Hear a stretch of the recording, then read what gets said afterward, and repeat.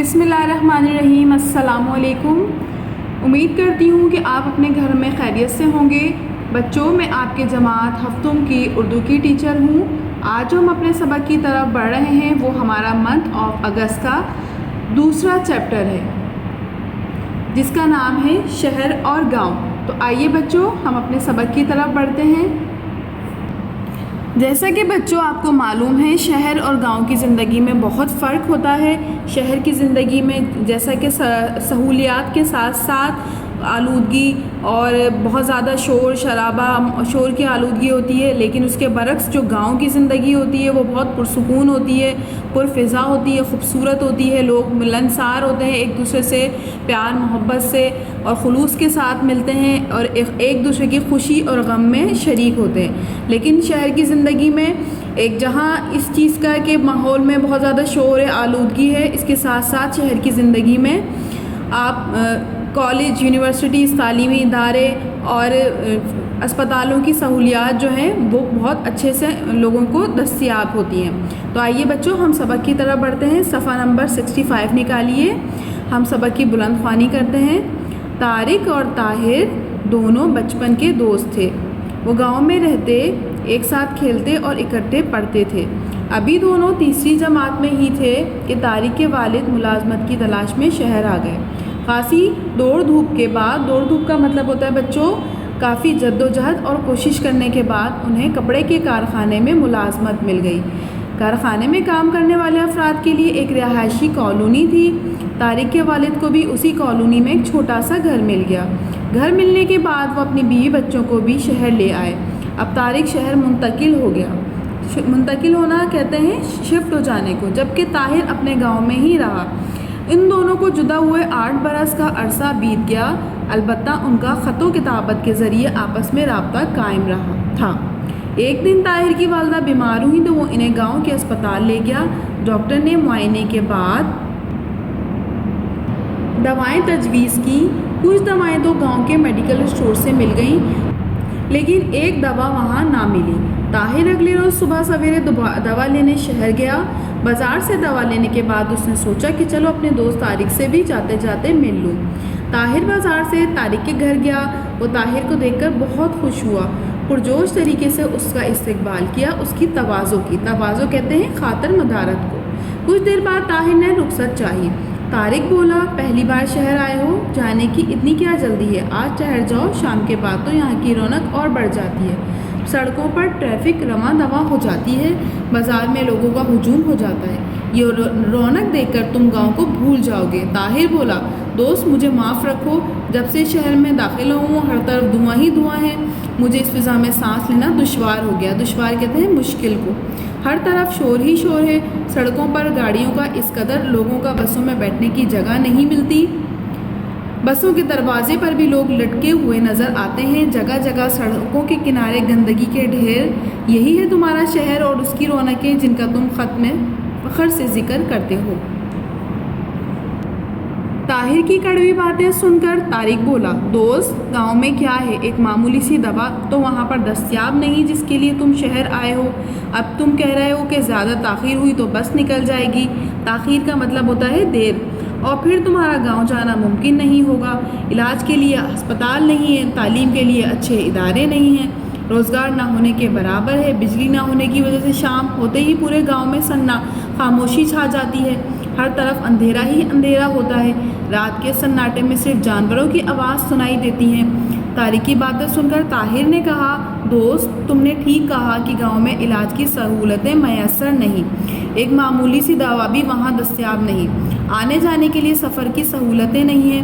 میں ان سب باتوں کو تسلیم کرتا ہوں، لیکن گاؤں کی طرح تازہ اور صاف ستھری ہوا کیا تمہارے شہر میں ہے؟ گاؤں میں صبح کا جو سہانا منظر ہوتا ہے وہ کبھی شہر میں دیکھا ہے؟ ٹھیک ہے، شہر ہوتے ہی بازاروں کی رونق بڑھ جاتی ہے، لوگوں کا ہجوم ہر طرف نظر آتا ہے۔ اس ہجوم میں سے کتنے لوگ ایک دوسرے کو جانتے ہیں، ایک دوسرے کا احوال پوچھتے ہیں۔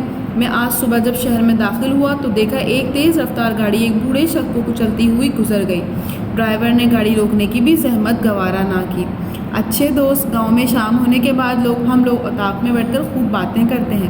اتاق کہتے ہیں خاص جگہ کو، ایک کمرہ ہوتا ہے گاؤں میں جہاں پہ ایک جگہ بنی ہوئی ہوتی ہے جہاں پہ لوگ رات میں بیٹھ کے ایک دوسرے سے باتیں کرتے ہیں اور ایک دوسرے کے مسئلے مسائل سنتے ہیں۔ تمہارے شہر والے تو کیا، کبھی تمہارے محلے والے بھی اس طرح نہیں بیٹھتے ہوں گے۔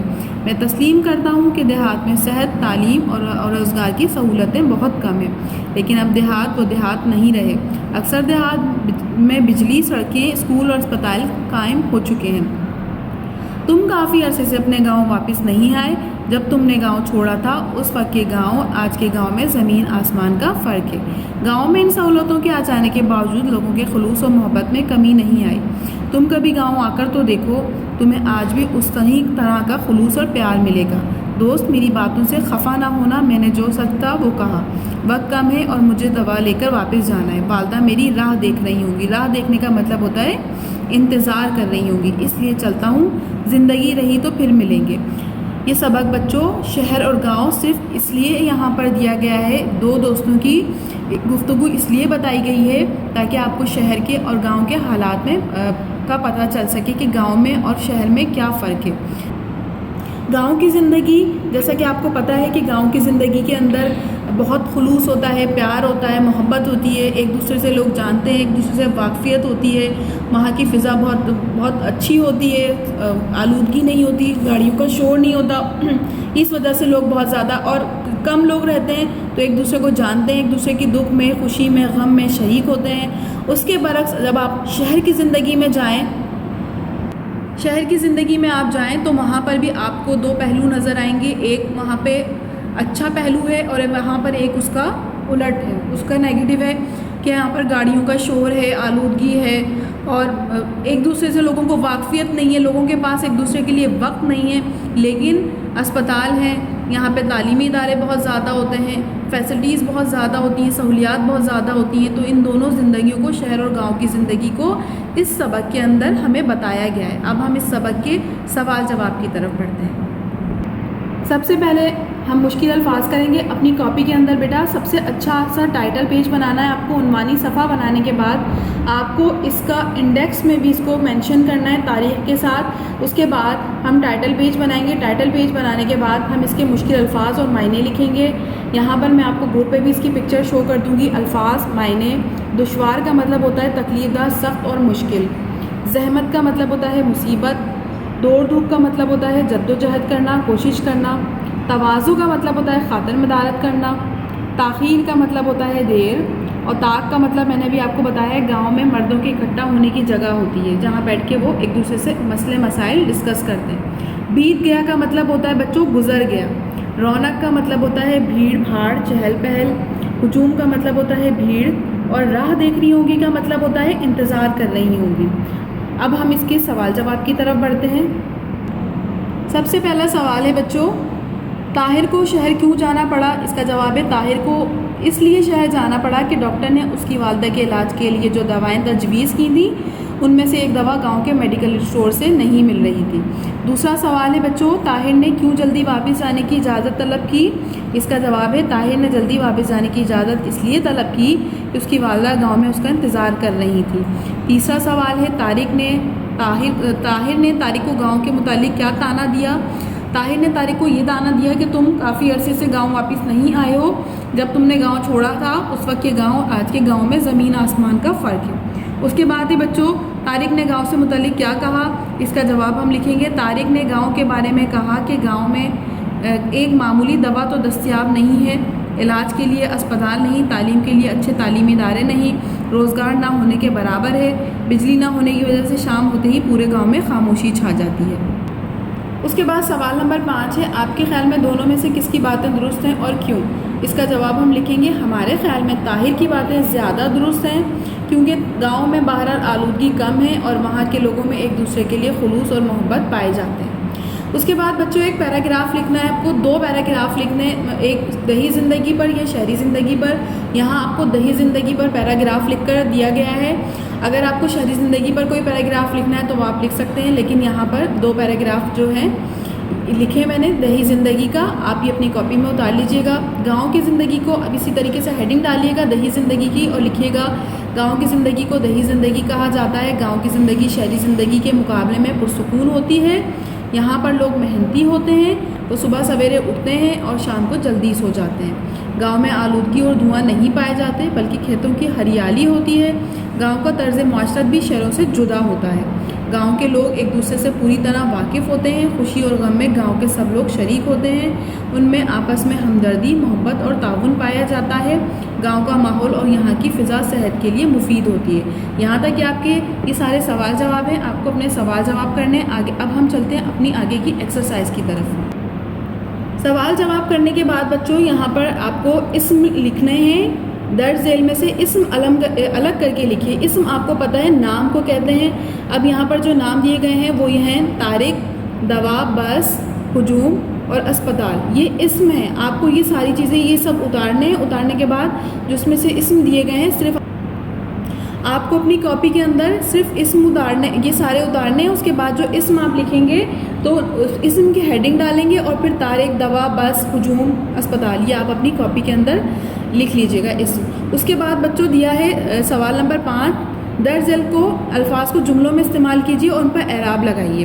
اعراب آپ کو پتہ ہے جس سے پڑھنے میں آسانی ہوتی ہے۔ جب ہم عربی پڑھتے ہیں، عربی پہ آپ نے دیکھا ہے زیر زبر پیش لگے ہوئے ہوتے ہیں، تشدید جزم لگے ہوتے ہیں، اس سے ہمیں یہ پتہ چلتا ہے کہ ہمیں آواز نیچے کی طرف سے کرنی ہے، آواز کو گول موٹا کرنا ہے، یا زبر کو اگر تشدید لگی ہوتی ہے تو ہمیں الفاظ کو 2 دفعہ پڑھنا ہے۔ اب جیسے یہاں پر دشوار دیا گیا ہے، آپ کو یہاں پر دشوار میں آپ کو پکچر گروپ پہ شیئر کر دوں گی کہ کس طرح آپ کو اس پہ اعراب لگانے ہیں۔ منظر پہ تشدید لگے گی، زبر لگے گا، زحمت میں زے کے نیچے زیر آئے گا، اور توازوں میں یہاں پر عین کے اوپر پیش لگے گا، استقبال میں زیر لگے گا۔ اب آپ کو یہ اس کے اوپر اعراب لگانے کے بعد ان کو آپ کو اپنے جملوں میں استعمال کرنا ہے۔ پہلا جملہ جیسے دشوار ہے، دشوار کا آپ جملہ بنائیں گے، پہاڑی راستوں پر سفر کرنا دشوار ہوتا ہے۔ منظر کا جملہ آپ بنائیں گے کہ صبح کا منظر بہت خوبصورت ہوتا ہے۔ زحمت کا جملہ آپ بنائیں گے کہ بارش کے بعد راستوں میں کیچڑ کی وجہ سے نمازیوں کو بہت زحمت اٹھانی پڑتی ہے۔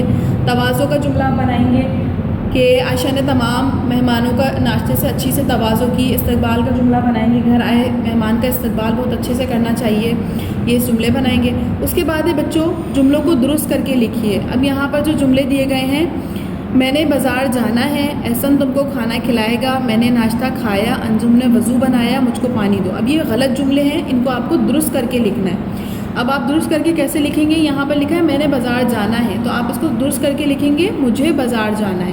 جیسے دوسرا ہے احسن تم کو کھانا کھلائے گا، تو آپ اس کو صحیح کر کے لکھیں گے احسن تمہیں کھانا کھلائے گا۔ تیسرا جملہ ہے اسی طرح میں نے ناشتہ کھایا، تو یہ غلط ہے بچوں، تو اب اس کو ہم صحیح کر کے لکھیں گے میں نے ناشتہ کیا۔ اس کے بعد ہے انجم نے وضو بنایا، یہ غلط جملہ ہے، اس کو ہم صحیح کر کے لکھیں گے انجم نے وضو کیا۔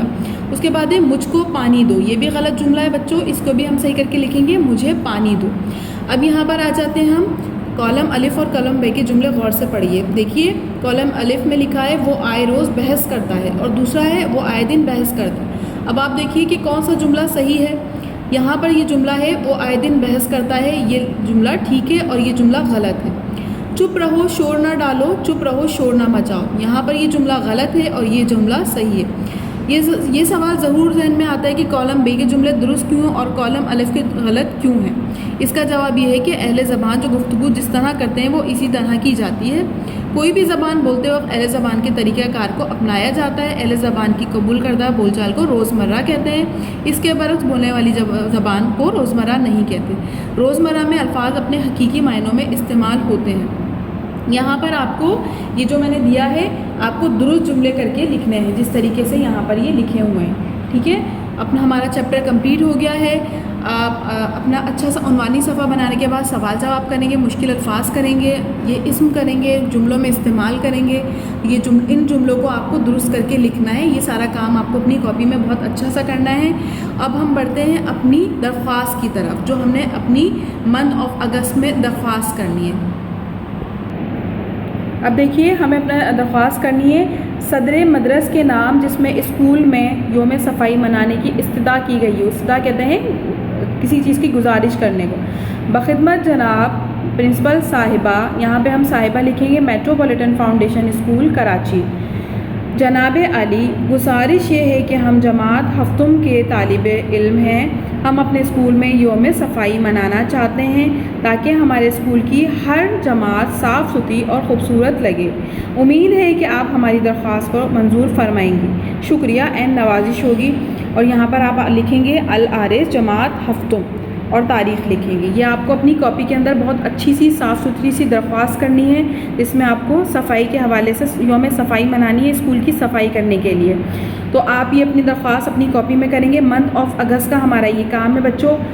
شہر اور گاؤں کا چیپٹر ہمارا کمپلیٹ ہو چکا ہے، اور یہ صفائی کی جو درخواست ہے یہ آپ اپنی کاپی کے اندر اتار لیجئے گا۔ ہمارا یہاں تک کہ منتھ آف اگست ختم ہو جاتا ہے۔ اپنا کام بہت اچھا سا صفائی سے بہت صاف ستھرا کیجیے گا، اور اپنا بہت سارا خیال رکھیے گا، اور دعا میں یاد رکھیے گا۔ اللہ حافظ۔